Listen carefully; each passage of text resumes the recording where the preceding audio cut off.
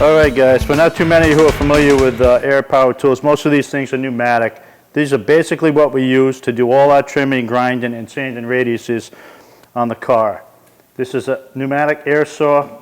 We use it for cutting, straight die grinder. We use this for small radiuses and deburring.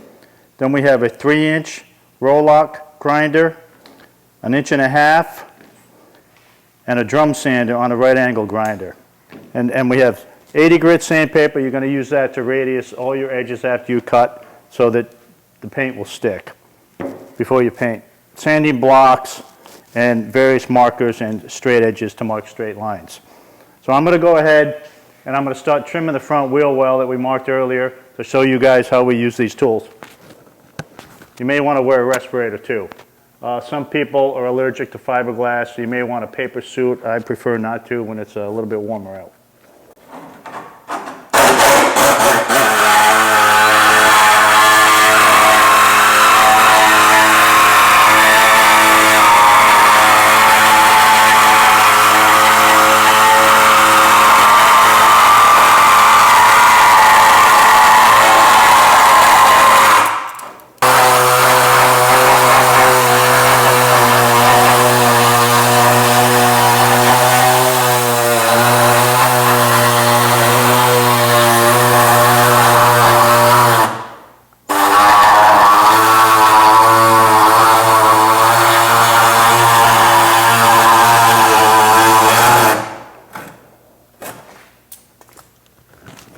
Alright, I'm coming to the end of my cut here.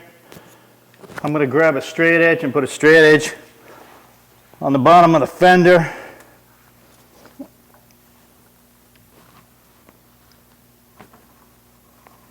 So that we can finish up our cut.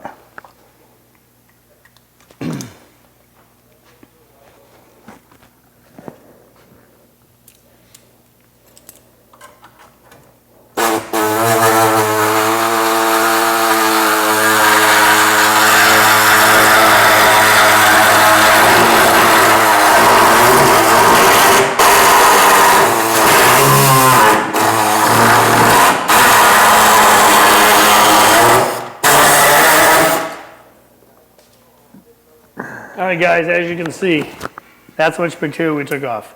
This is going to add a lot more clearance to that wheel well. Now, if you look at the back one and you look at the front one, it looks night and day. So what we're going to do is we're going to take this with a sanding block. We're going to actually finish it off. We're going to get an even gap all the way around. I mean, John's pretty good with the saw. If you guys are worried, that saw, those air saws work really good. I mean, they actually follow themselves. They're actually nice. Yeah, I mean, one word, you may want to, use your hand as a guide. The body kind of flexes, so you want to maybe hold on to the part with your hand as you're cutting to prevent the blade from shaking and the body from rattling a little bit. But like Tony says, once you get it like this, you can basically grab a piece of sandpaper. You want to keep moving. You don't want to stay in one place too long. Just smooth out the edge. First of all, you want to get it straight, or I should say radiused on the fender well. And then once you get the shape, you can go back and cup the paper a little bit. Cup it with your hand and get a radius on there.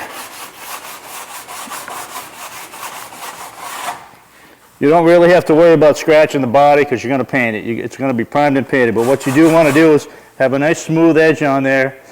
You don't want to be able to run your fingers around and get cut. You want a nice smooth edge for the paint process.